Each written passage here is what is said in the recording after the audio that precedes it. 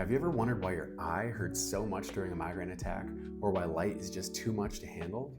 Well, I'm a migraine specialist, doctor of physical therapy, and I'm going to explain why in the next 60 seconds.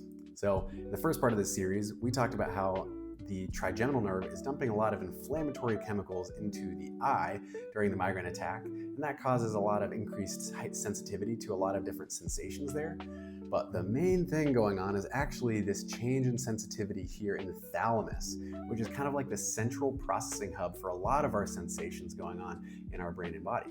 So, sensation comes from the eye to the thalamus, as well as stuff coming from the trigeminal nerve here, and it is processed in this region, and they crosstalk, and it's called convergence. So, these signals kind of get mixed up.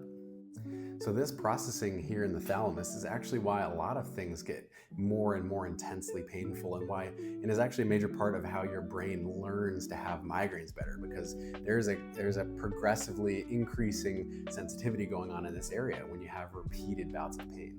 But it also explains a lot of why other sensations are really intense during a migraine attack too.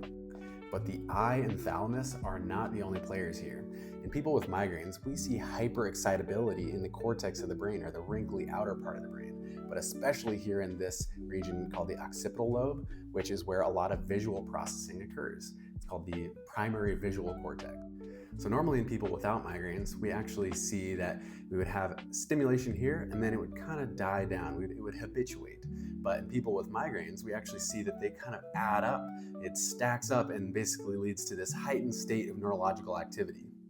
So this hyperexcitability is actually thought to be part of why things like light and other things like that can trigger migraines, because it leads to this stacking up, and when that overflows, it becomes cortical spreading depression, or at least in theory. So I want to know, did you find this helpful? Did you know that this was going on inside your brain? Let me know in the comments, or drop any questions you have there too. And if you found this helpful, please just give me a follow. I think you'll find that the tips I have to share can be pretty transformative for your migraine recovery.